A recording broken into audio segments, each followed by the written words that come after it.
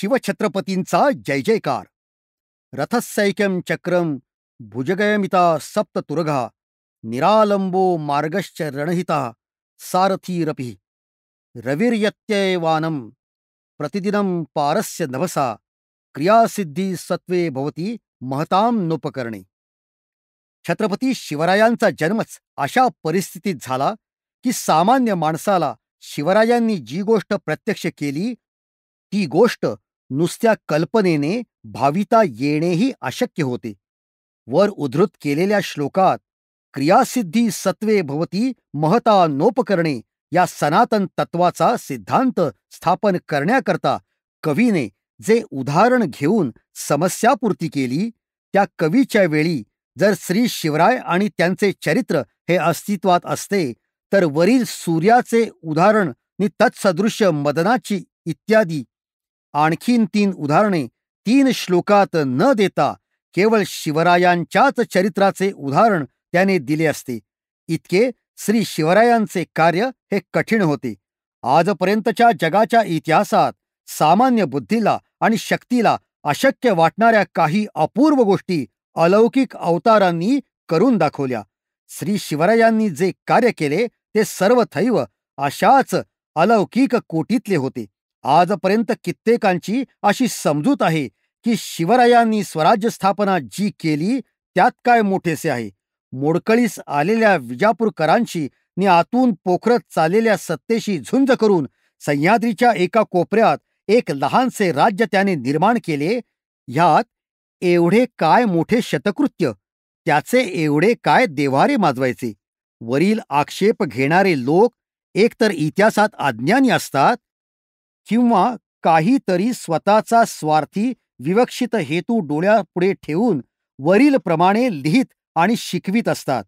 तेव्हा शिवाजी महाराजांविषयी ज्याला सत्य इतिहास पाहावयाचा असेल त्याने ही अंध परंपरा नि परप्रत्ययनेन ही बुद्धी टाकून देऊन स्वतंत्रपणे श्री शिवरायांचे चरित्र आणि कार्य याचे निरीक्षण केले पाहिजे. शिवाजी महाराजांच्या प्रचंड कार्याची कल्पना येण्यास केवळ दादाजी आणि मालोजी येथपर्यंतचीच परंपरा पाहून चालावयाचे नाही. श्री शिवाजी महाराजांचे कार्य समजून घेण्यास काही केवळ भोसले कुळाचा इतिहास चाळून चालावयाचे नाही. ते कार्य आणि त्याचे महत्त्व पाहावयास प्रथम हिंदू जातीने आणि हिंदुस्थानने त्याच्यावर झालेल्या परकीय आक्रमणाला विरोध करण्याचा प्रयत्न दाहीर पृथ्वीराजापासून जो केला नि पृथ्वीराजाच्या पतनानंतर ठाई ठाई हिंदुत्व रक्षण करण्याकरता जे अनंत झगडे सुरू झाले त्याचाही इतिहास लक्षात घेतला पाहिजे.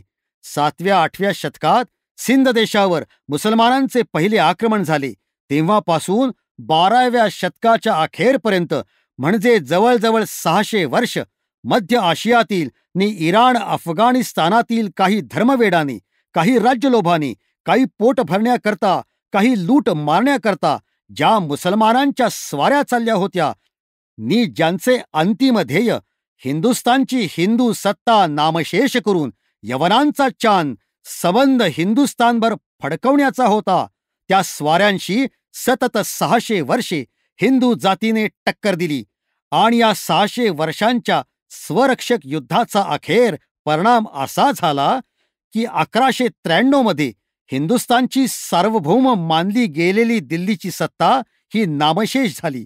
हजार वर्षांपासून अखंड स्वातंत्र्य, अखंड स्वराज्य, अखंड सुख भोगीत असलेल्या आणि त्याच्याच अतिरेकाने विसंघटित, आळशी दि सुखलोलूप हिंदू जातीला यवनांचे झालेले हे आक्रमण केवळ प्राणसंकटच वाटले. 1193 साली पृथ्वीराज पडला नि त्यानंतर केवळ 100 वर्षाच्या आतच संबंध उत्तर हिंदुस्तान यवनमय होऊन प्रत्यक्ष काळालाही काळ भासणारे राजपुतान्यातील सर्व राजपूत काही किरकोळ अपवादाने पत्त्यांच्या बंगल्यांप्रमाणे पटापट यवनी सत्तेपुढे विलयाला गेले आणि बरोबर 100 वर्षांनी विंध्यपर्वताच्या अलीकडे दक्षिण हिंदुस्थानात यादवांचे प्रबळ राज्य जणू क्षणार्धात रसातळाला गेले.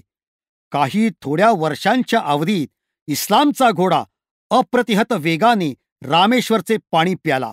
एखाद्या पुराण जातीची आणि संस्कृतीची जशी मरणाची वेळ यावी, तद्वतच प्रत्यक्ष मरणाचीच वेळ हिंदू संस्कृतीस नि हिंदू जातीस त्यावेळी आलेली होती. अशाच तऱ्हेची विलगित अवस्था एकेकाळी बलाढ्य रोमला प्राप्त झाली होती आणि त्याच्या सर्व वैभवांसह ते रोम आणि इतरही तसलीच वैभव संपन्ने राष्ट्रे पृथ्वी तलावरून पुसटून जाऊन काळाच्या भक्षस्थानी पडली. तीच अवस्था 12व्या शतकापासून हिंदू जातीची होऊ लागली होती.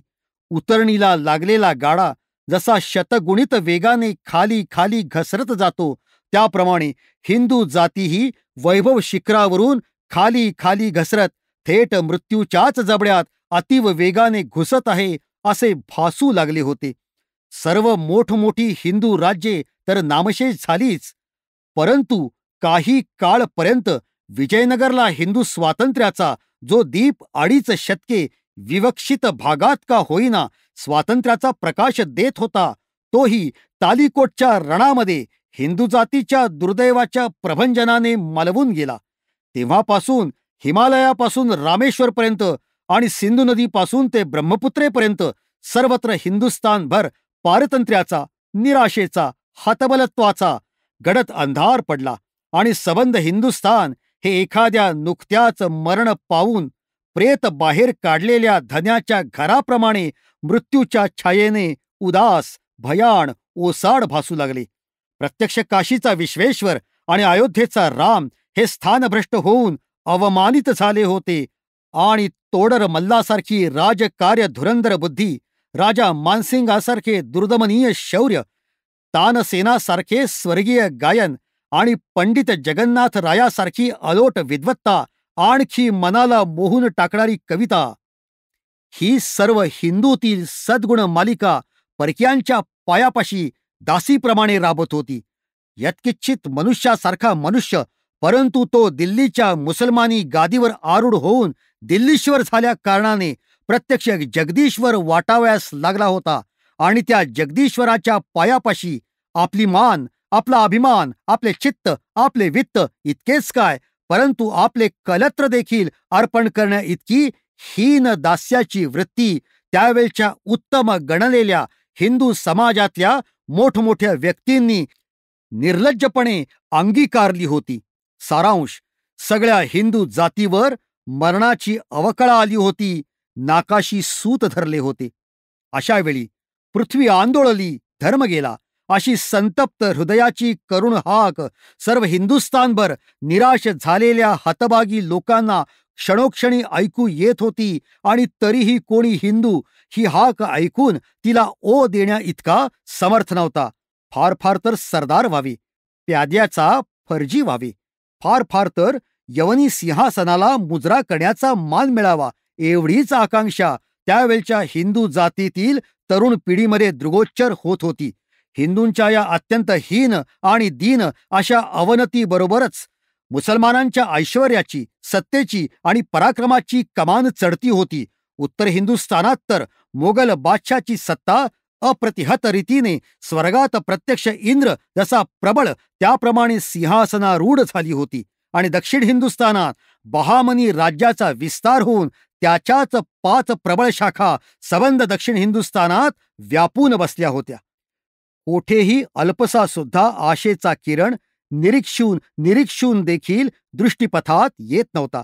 हिंदू लोकांच्या मनोवृत्तीवर निराशेची इतकी छाप बसली होती की प्रत्यक्ष अहमदनगरचे निजामशाहीचे सिंहासन स्वतःच्या पराक्रमावर ज्याने हस्तगत केले, त्या शहाजींना त्याच सिंहासनावर स्वतः बसणे हे कसेसेच वाटू लागले आणि मुसलमानी बादशाचे एक नाममात्र बालक मांडीवर घेतल्या वाचून त्यांना सिंहासनावर आपली मांड स्थिर ठेवता आली नाही. इतकी आत्मवंचना, इतकी निराशेची परिसीमा, इतकी अवनतीची शेवटची खोली हिंदू जातीला त्यावेळी प्राप्त झाली होती. अशा परिस्थितीमध्ये 17वे शतक उजाडले आणि प्रभू शिवरायांचा जन्म झाला. सामान्य तर काय, परंतु असामान्य दृष्टीलाही यावेळी स्वराज्याची, हिंदवी राज्याच्या स्थापनेची कल्पना मृगजळाप्रमाणे अशक्य वाटत होती. भोवतालची सर्व परिस्थिती अशी निराशाजनक असतानाही शिवरायांच्या मनामध्ये हिंदवी साम्राज्याचे जे गगनगामी गंभीर विचार अगदी कुमार अवस्थेपासून उद्भूत झाले, यातच शिवाजी महाराजांचा अद्भुतपणा. वयाच्या केवळ 13व्या वर्षी, की ज्यावेळी सामान्य बालके एकटी अंधारात जायला भितात आणि ज्ञानाचे श्री गणेशाचे धडेही आकलन करण्यास असमर्थ असतात, त्यावेळेला शिवाजी महाराजांनी देशातील पारतंत्र्याच्या गडद अंधकारात त्याचे उच्चाटन करण्याकरता उडी घातली आणि स्वातंत्र्य संपादनाचे दिव्य धडे त्यांनी आपल्या सवंगड्यांना देण्यास आरंभ केला. प्रतिपश्चंद्र रेखेव वर्धिष्ठर विश्ववंदिता शाह सूनो शिवस्यैषा मुद्रा भद्राय राजते असल्या भव्य महत्वाकांक्षेने त्याच्या आयुष्याचे ध्येय वयाच्या केवळ 13व्या वर्षीच निश्चित झाले होते. ते शिवराय असामान्य अलौकिक होते, यात काय संदेह आहे.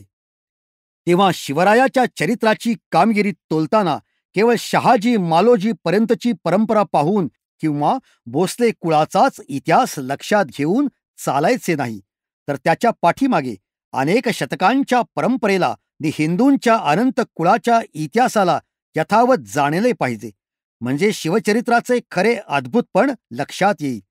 त्याचप्रमाणे अशी एक भ्रांतिकारक कल्पना वर लिहिल्या गेलेल्या इतिहासातून बिंबवली जाते की विजापूरकरांचे राज्य हे मोडकळीस आले होते आणि त्या मोडकळीस आलेल्या अव्यवस्थित राज्यामध्ये शिवाजीने आपली पुंडाई चालू केली. यात काय शौर्य आहे. परंतु हे विधान सर्वथैव असत्य आहे. त्यावेळी विजापूरची आदिलशाही ही मोडकळीस तर आली नव्हतीच, परंतु तिच्या काळातील एक उत्कृष्ट काळ होता. नुकतेच बुडवलेले शेजारच्या मुस्लिम शाहीचे राज्य अर्धे आधी घशात घालून शहाजी महाराजांच्या पराक्रमाने प्राप्त झालेला कर्नाटक आपल्या राज्याला जोडून विजापूरची आदिलशाही तिच्या इतिहासातील न भूतो न भविष्यती अशी विस्तार पावली होती.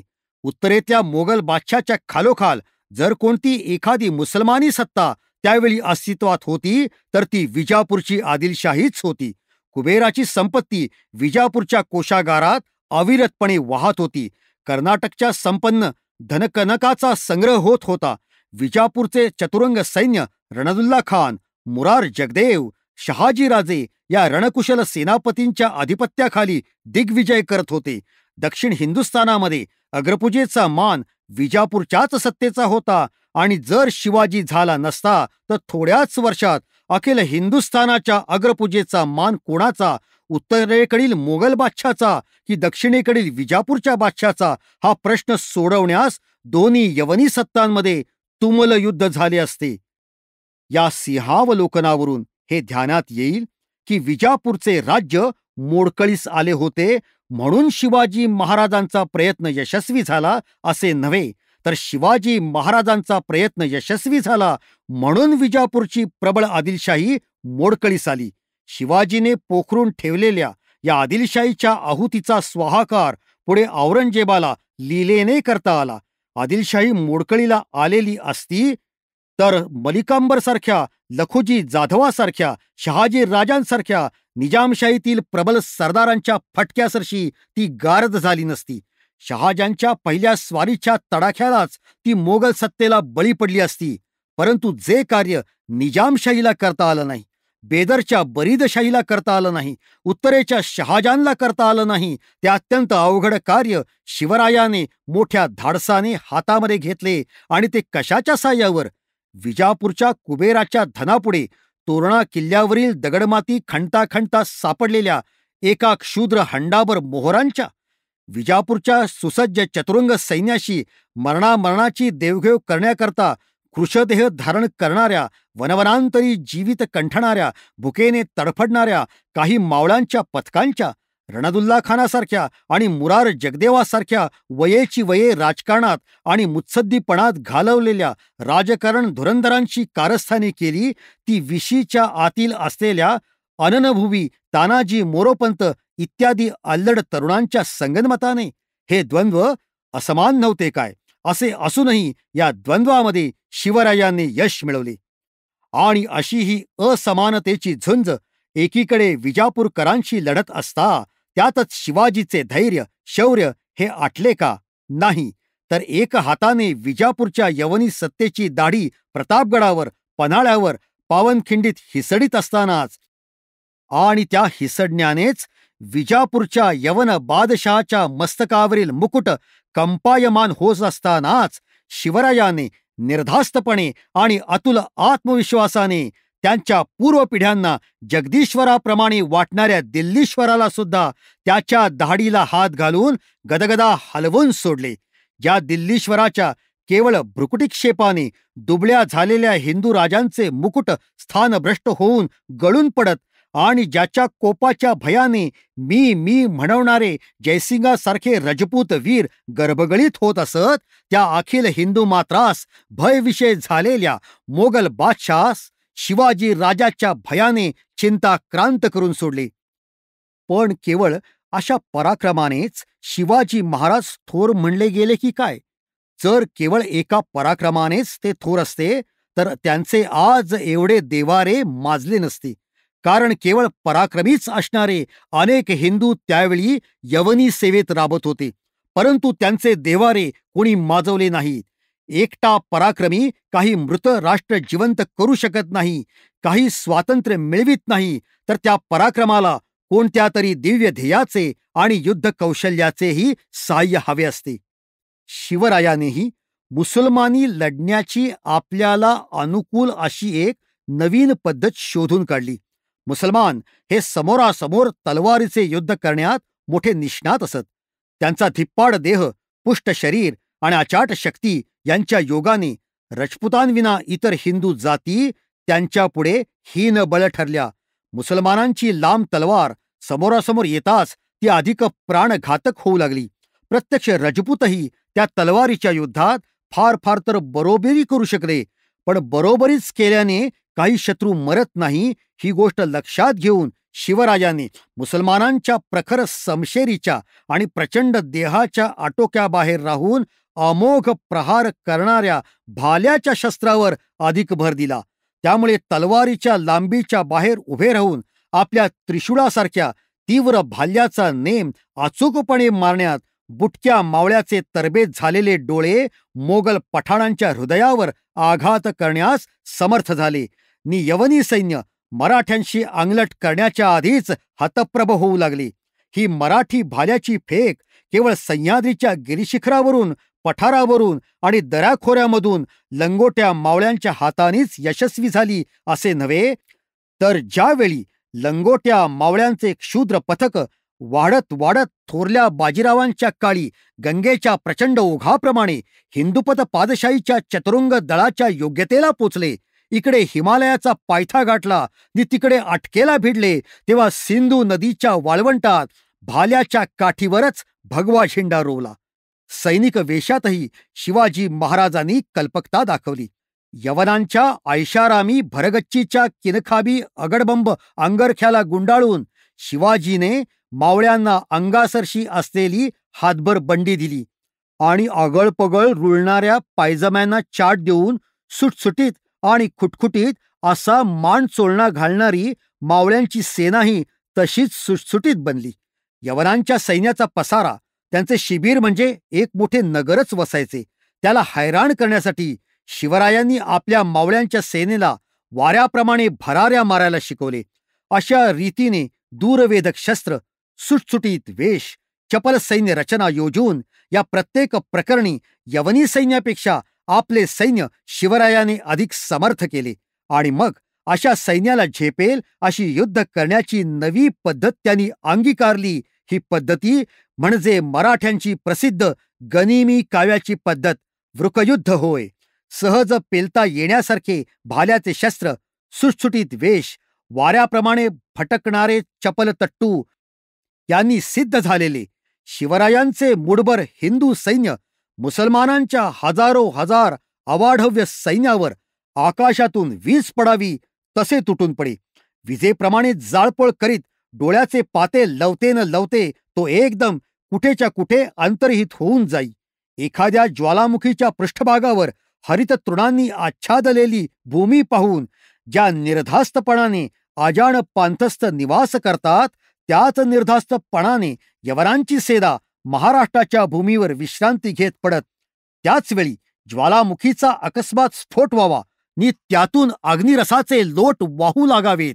तद्वत हर हर महादेवच्या प्रचंड गर्जनेत मावळ्यांचे कर्दनकाळ भासणारे सैन्य दऱ्याखोऱ्यातून उफळावे आणि मुसलमानांना हत्यारे पकडण्याचा अवसर न देता तुडवीत बडवीत लुटालूट करीत पुन्हा कुठल्याशा अज्ञात दिशा विदिशात विलीन होऊन जावे.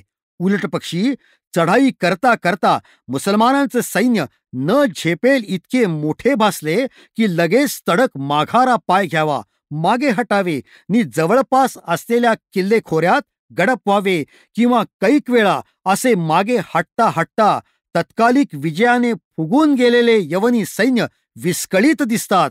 पुन्हा उलटून पडून घे घे मार करत पराजयाचे जयामध्ये रूपांतर करावे. शत्रूची असावध आघाडी मारावी. ती सावध होताच तेथून निष्ठून त्याच्या पिछाडीस दत्त म्हणून उभे राहावे आणि तरीही मारून शत्रूची यथेच्छ लूट मिळवून शहाजोगपणाने यवनी सैन्याला वाकुल्या दाखवीत आपल्या गडकोटात निघून जावे. अशी ही गनिमी काव्याची पद्धत शिवाजीराजांनी त्यावेळच्या युद्धकलेत प्रचलित केली. त्यावेळच्या युद्धशास्त्रामध्ये त्याचे अपूर्व योजकपण, अपूर्व कौशल्य आणि अपूर्व समयज्ञता दिसून आली. भूमीवरच्या सैन्याची अशी नवीन थाटाची उभारणी करून शिवाजी महाराजांची कुशाग्र बुद्धी थांबली नाही, तर त्यांनी त्यावेळेपर्यंत कोणाही मुसलमान राजाने लक्षात न घेतलेली एक नवीन शक्ती निर्माण केली आणि ही शक्ती म्हणजे सिंधू सैन्याची. तोपर्यंत मुसलमानी सत्तेत मोठे नौकादल म्हणजे मोगलांचे नि त्यांचा नौकादलाधिपती कोण, तर म्हणे जंजिऱ्याचा सिद्दी. या सिद्धीने मक्का मदिनेचे यात्रेकरू सुरक्षित आणण्या नेण्या पलीकडे नि सामान्य व्यापार चालवण्या पलीकडे काही एक कार्य केले नाही नि त्यामुळे मुसलमानांच्या आरमाराचा धाक युरोपियन सिंधू सैन्यास वाटत नसे किंवा त्याचे मोगली सत्ता वाढवण्यास सहाय्य झाले नाही. परंतु शिवाजी महाराजांनी या समुद्रावर सबंध कोकणपट्टीत एकही नाव मराठ्यांच्या नावाने वावरत नव्हती. तेथे केवळ 10-15 वर्षाच्या अवधीत एक व्यवस्थित, अत्यंत धाडसी नि पाश्चात्यांच्याही नौकादलास आणि त्यांच्या चाचेगिरीस धाक वाटावा असे एक नौकादल, एक सिंधू सैन्य निर्माण केले. शिवरायांनी सर्व कोकणपट्टी निरीक्षण अत्यंत कुशलपणे आणि जन्मजात दूरदृष्टीने मालवण, विजयदुर्गासारखे अभेद्य जलदुर्ग बांधून ठिकठिकाणी माऱ्याच्या जागांवरून एकीकडे समुद्र, दुसरीकडे भूमी रक्षित केली. याच करता शिवरायांना किल्ले जंजिरा नेहमी आपल्यास हवासा वाटे. शिवाजी महाराजांचे एकाकी नौकादल अल्प अवधीमध्ये समुद्रयुद्धात इतके निष्णात झाले की त्याने पोर्तुगीजास धाक बसवला, सिद्धीला हैराण केले आणि प्रत्यक्ष इंग्रजांना देखील खांदेरी उंदेरीला मुंबईच्या छातीवर जणू पिस्तूल रोखून नरम आणले. आतापर्यंत आपण शिवरायांना केवळ वीर म्हणून, कल्पक आणि धाडसी सेनापती म्हणून निरीक्षले, परंतु एवढ्यानेच शिवरायांचे महत्व मापन सरले नाही. हा केवळ एक भाग झाला. वीरामध्ये किंचित सापडणारे राजनीती निपुणत्व शिवरायामध्ये विपुलपणे भरलेले होते.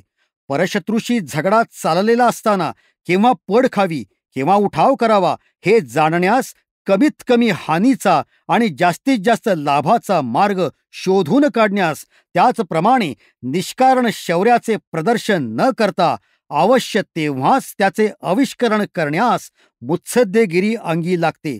कपटाने घात करणाऱ्या अफजलखानाला आधीपासूनच सावधानता ठेवून त्याचे कपट उघडकीस येताच बेधडकपणे आणि धैर्याची परमावधी दाखवून पोट फाडून मारावे किंवा आणि जयसिंगासारखा उदार हृदय रजपूत राजा मुसलमानांच्या वतीने हिंदू रक्त सांडण्यासाठी आला असता त्याच्याशी मानापमान गुंडाळून ठेवून आणि सुरक्षिततेचे एकही साधन हाती न ठेवता पूर्ण विश्वासाने त्याच्या स्वाधीन व्हावे किंवा त्याचप्रमाणे शहाजीराजे विजापूरकरांनी दगा करून भिंतीत चिणून मारण्याच्या धमकीने बंदीत घातले असता अत्यंत अल्पावधीत अगदी दीनवाणीने शहाजहानास आपल्या बाजूस वळवून घेऊन विजापूरकरांवर शहाजीला सोडण्या इतकी दहशत पाडण्याकरता मोगलांचे मांडलिकत्व मान्य करावे केव्हा, नि प्रसंग येताच विजापूरकरांशी संगनमत करून मोगलांना पिटाळून लावावे केव्हा,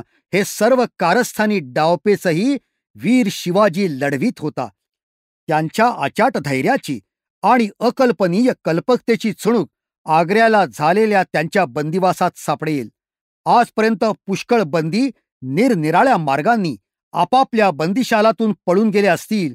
कोणी भिंत फोडून, कोणी तटावरून उडी टाकून, कोणी भुयारे खडून बंदीचा अंत केला असेल. परंतु शिवरायांनी औरंगजेबासारख्या कपट मुकुटमणीच्या कचाट्यातून निसटण्याची जी अद्भुत युक्ती योजली, ती पाहून इतिहासही तोंडात बोट घालून थक्क झाला. प्रत्यक्ष सिंहाच्या गुहेत प्रवेश करणे नि सर्व ऐहिक वैभवाच्या शक्तीने प्रबळ झालेल्या मोगल दरबारात प्रवेश करणे हे सारखेच भयास्पद समजले जात होते. परंतु अशा त्या दरबारात प्रवेश करताच बावळटाप्रमाणे गोंधळून न जाता मानपान होण्यात जरा कसूर झाली हे पाहताच त्यांचे आत्मतेज उसळून उठले नि त्या सिंहाच्या मिशा उपटण्यास ते सिद्ध झाले. ते आत्मतेज आणि ते धैर्य काय सामान्य प्रतीचे असेल? दक्षिण दुरावली, उत्तर परकीय झाली. जयसिंहाच्या वंचनाचे संरक्षण अपुरे पडले. रामसिंगाचे चालेनासे झाले. बरोबरचे सैन्य दर्यामे खसखस प्रमाणे झाले आणि स्वतःचे राज्य पोरके झाले. नि तरीही निराश न होता स्थितप्रज्ञ योग्याप्रमाणे सर्व परिस्थितीचे निरीक्षण करून ज्या बुद्धिमत्तेने पेटाऱ्यातून लहान मुलगा संभाजी याच्या लोढण्यासह निष्ठून जाण्याची अपूर्व योजना कल्पली, त्या बुद्धिमत्तेचे कौतुक किती करावे. अशा रीतीने सिंहाच्या मिशा उपटून त्याच्या नाकावर टिचून निष्ठून गेल्यावर सुद्धा शिवाजी महाराजांनी दक्षिणेत येण्याला जो मार्ग निश्चित केला, ते पाहून तर मती कुंठित होते. कोणीही सामान्य मनुष्य उत्तरेतून निसटल्याबरोबर दक्षिणेस आपल्या घराकडे तडक चालता झाला असता. परंतु शिवराय असामान्य होते. औरंगजेब हा शेर आहे आणि त्याला सव्वा शेरपणा दाखवल्या वाचून आता सुटका नाही, म्हणून त्यांनी हा मार्ग न पत्करता औरंगजेबासही अतर्क्य असा एक मार्ग शोधून काढला. दक्षिण दिशा वर्ज तर साहजिकच एखादा हिंदू मनुष्य जोगी योगी बनून हिमालयाच्या पुण्यक्षेत्राकडे लपतछपत फिरेल या भरवशाने बादशाने मारे धुमाकूळ करून दक्षिण उत्तर दिशा रोखून ठेवल्या. परंतु त्या खुळ्या औरंगजेबाला काय माहिती की हा मराठ्यांचा राजा शेराला सव्वा शेर आहे. शिवरायांनी प्रथम पूर्वेकडचा मार्ग पत्करला नि प्रयाग गया करत एकदम एखाद्या धूमकेतूप्रमाणे ते जगन्नाथपुरीवर उतरले नि तेलंगणातून मार्ग काढीत काढीत कुतुबशहाच्या राज्यातून अत्यंत कौशल्याने पुनरपी केवळ 9 महिन्याच्या आत एवढ्या प्राणसंकटातून सुटून आणि कपट नाटकात प्रवीण असलेल्या औरंगजेबास चुकवून श्री शिवाजी रायगडावर उदित झाले. शौर्य, कारस्थानीपणा, कल्पकता, धाडस इत्यादी त्यांच्या अपूर्व गुणांचे आपण निरीक्षण केलेच. आता त्यांच्या संघटन कौशल्याकडे जर आपण बघू लागलो तर तेथेही आपल्याला थोर व्यक्तित्व दिसून येते. निरनिराळ्या योग्यतेचे स्वराज्य स्थापनेला अवश्य असणारे सर्व योग्य तरुण त्यांनी वेचून घेतले नि त्याच्यातून त्यांनी तानाजी, येसाजी, बाजी, मोरोपंत, सेनापती हैबतराव, वीरवर प्रतापराव गुजर इत्यादी अनेक स्वातंत्र्यवीर निर्माण केले. हिंदू जातीतील 18 पगड उपजातीतून त्यांनी 18 पगड समर्थ लोक निवडून काढले. ब्राह्मण, प्रभू, मराठे, भंडारी, कायस्थ इतकेच काय, परंतु अस्पृश्य बंधू महार, मांग, बेरड सुद्धा त्यांनी आपल्या स्वराज्य घटनेच्या पवित्र कार्यात सम्मिलित करून घेतले. कुणाला कारकुनी तर कुणाला शिलेदारी देऊन ज्याच्या त्याच्या योग्यतेप्रमाणे ज्याला त्याला जवळ दूर धरले आणि लोहचुंबकाप्रमाणे सर्वांचे प्रेम आकर्षित करून सुद्धा सर्वांवर आपला धाक ठेवला. त्यांच्या शिक्षणात सिद्ध झालेले जेवढे जेवढे लोक होते तेवढे तेवढे राजाराम महाराजांच्या नि तदनंतर झालेल्या 25 वर्षाच्या स्वातंत्र्य समरातही कामाला आले. प्रोफेसर यदुनाथ सरकार यांनी तर 1 मे 1927च्या क्रॉनिकल पत्राच्या शिवाजी अंकामध्ये एक लेख लिहिला आहे. त्यामध्ये शिवाजीने राष्ट्र निर्माण केले काय असा एक प्रश्न टाकून त्याचे उत्तर नकारात्मक दिले आहे. दीड शतकानंतर शिवाजीने उत्पन्न केलेले राज्य गेले आणि 1818 साली पेशव्यांचा पराभव झाल्यावर घराकडे फिरणाऱ्या सैन्याला जनतेने संत्रस्त केले, असे मनरो नावाच्या इतिहासकाराचे म्हणणे आहे. आणि त्या एका सद्गृहस्थाच्या म्हणण्यावरून शिवाजी महाराज हे राष्ट्रनिर्माते नव्हते असे प्रोफेसर सरकार सिद्ध करू पाहत आहेत. वादविवादाकरता वरील सर्व म्हणणे जरी खरे धरले तरी काय सिद्ध होते? केवळ स्थापन केलेले राज्य लवकर बुडाले म्हणून काय त्यांनी राष्ट्र निर्माण नाही केले? मराठ्यांच्या 25 वर्षाच्या स्वातंत्र्ययुद्धात राजारामाच्या वेळी जी चिकाटी, जे धाडस, जी अपूर्व राष्ट्रभक्ती दिसून आली, ती काय शिवाजीने राष्ट्र निर्माण केले नसते तर दिसून आली असती? आपल्या वतनावर पाणी सोडण्यात जर राष्ट्रीय दृष्टी नसती तर काय खंडोबल्लाळ सिद्ध झाले असते? राष्ट्रीय दृष्टी नसती तर काय संताजी घोरपडे, धनाजी जाधव, परसोजी भोसले, पानसंबळ आणि इतर अनेक शत तरुण महाराष्ट्रवीर लोखंडाचे चणे खाता खाता रक्त सांडित सांडित स्वातंत्र्य समर चालवू शकले असते? एक फितुरीचे कृत्य जरी केले असते तरी मोगलांनी कोणत्याही क्षुद्र पाईकाला नाईक केले असते आणि नाईकाला सरदार बनवले असते. परंतु या सर्व पारतंत्र्याच्या वैभवावर लाथ मारून सबंध जन्मभर रानावनातून वणवण करीत महाराष्ट्राचे 2 लाख वीर सैन्य 25 वर्षेपर्यंत झगडत मारीत मरत हिंडले असते. आपापसांमध्ये चुरशीने लढणारे धनाजी, संताजी, मुसलमानांचे सैन्य येताच जर राष्ट्रीय वृत्ती नसती तर काय एकत्र होऊन नि वैर विसरून जाऊन मुसलमानांशी लढले असते?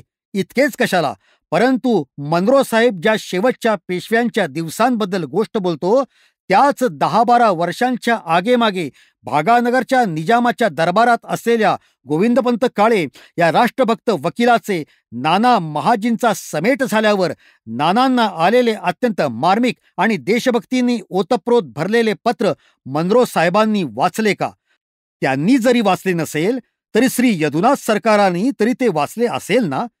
पर्शियन ग्रंथकारांवरून नि मोगली उर्दू दप्तरातील बाडातूनच काय, ही ज्यांनी मराठ्यांच्या इतिहासातील भूमिका अभ्यासली असे पूर्वग्रह दूषित, अहंकार विमूढ नि मराठी इतिहासाचे हृदगत न समजणारे श्री यदुनाथ या पत्राचा जरा शांतपणे विचार कशाला करतील?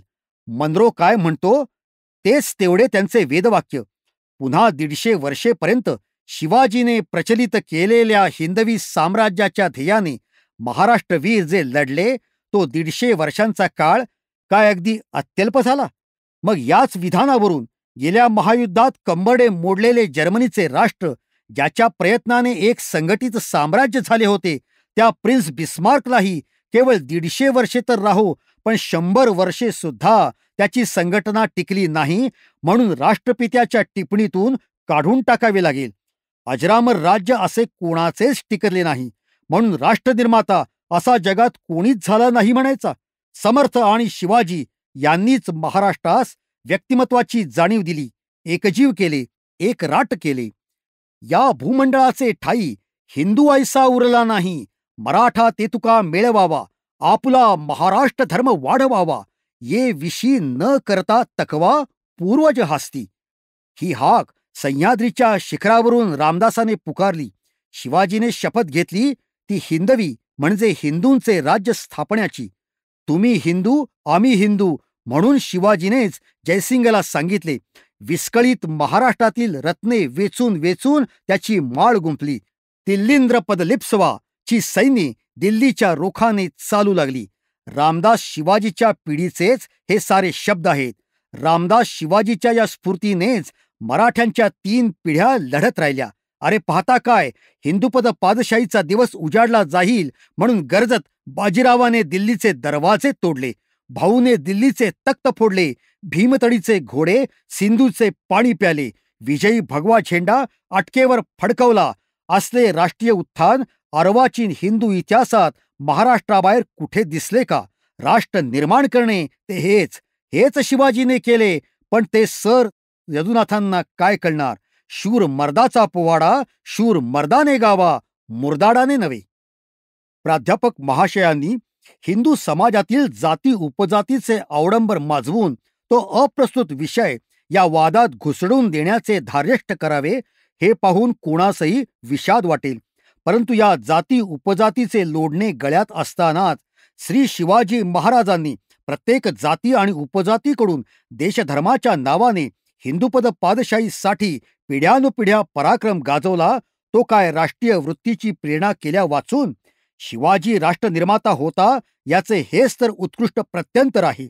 शिवरायांनी केवळ राजकीय दृष्ट्याच आपल्या राष्ट्राचे पुनरुज्जीवन केले असे नाही, तर सामाजिक उदारता दाखवून बदलत्या काळाप्रमाणे रूढीला बदलून आपली परंपरा अविकृत ठेवण्याची जी तत्परता दाखवली, ती पाहून आजच्या सुधारकाला सुद्धा खाली मान घालावी लागेल.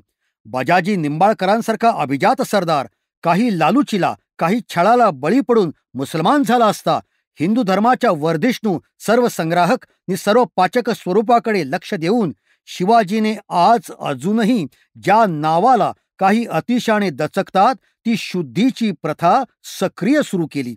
बजाजी निंबाळकरास शुद्ध केले.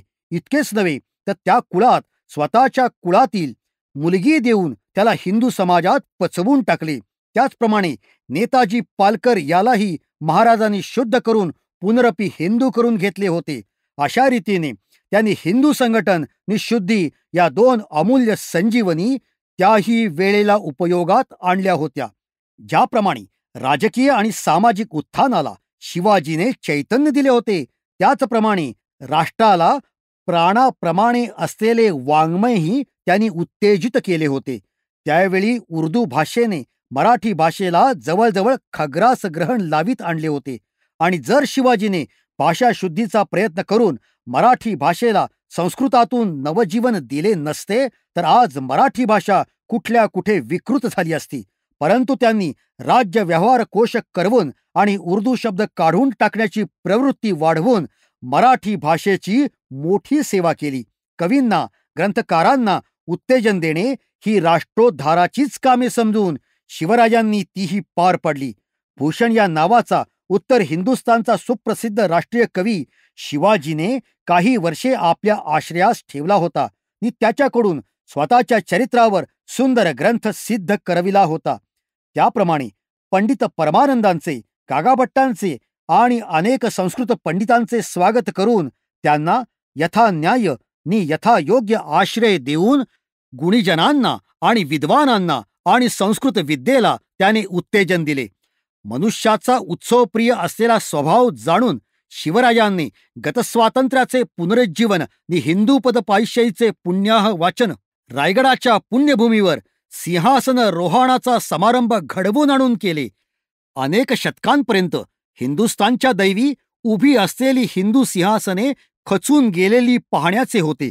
राजमुकुट हिंदूंच्या हातात येत नव्हते, परंतु ते परक्यांच्या मस्तकाला भूषित करण्याकरता काय ते छत्रचामरे ते पाहत होते, परंतु ती स्वतःच्या हातांनी परकीयांच्या मस्तकावर ढाळावी लागत होती. आणि हाय, हे असे हृदय विदारक दृश्य एक नव्हे, दोन नव्हे, सतत 500 वर्ष हिंदू जातीच्या ललाटी लिहिले होते. परंतु शेवटी शिवाजीने मनू पालटविला. त्याने हिंदू जातीच्या इतिहासातील आणखीन एक अद्भुत रोमहर्षक प्रसंग गागाभट्टाच्या हस्ते स्वतःला विधियुक्त राज्याभिषेक करवून घेऊन घडवून आणला. धन्य तो दिवस की ज्या दिवशी शिवनेरीच्या पडक्या दुर्गात जन्मास आलेले, तोरणगडावरती अडखळणारे, एक यत्किंचित भासणारे उनाड पोर अखिल हिंदू राज्याचे स्वामी झाले. हिंदू जातीचे भाग्य पुनरपी उदयास आले. हिंदू हे नाव जगात जिवंत उरले. तो धन्य दिवस हाच. हिंदूपद पादशाह शिवछत्रपतींना आज राज्याभिषेक होत आहे. या पुण्यसरितांनो, आपल्या पवित्र जलांनी आपली पात्रे भरभरून रायगडाच्या राजवाड्याकडे या आणि या हिंदू छत्रपतींवर राज्याभिषेक करा. पश्चिम समुद्र नि पूर्व समुद्र हे तुझे दोन्ही बाहू उभारून, हे हिंदू सागरा, तुझ्या कोशागारातील अनेक रत्नबोत्यांची उपायने या हिंदूपद पादशहाच्या चरणांवर अर्पण कर.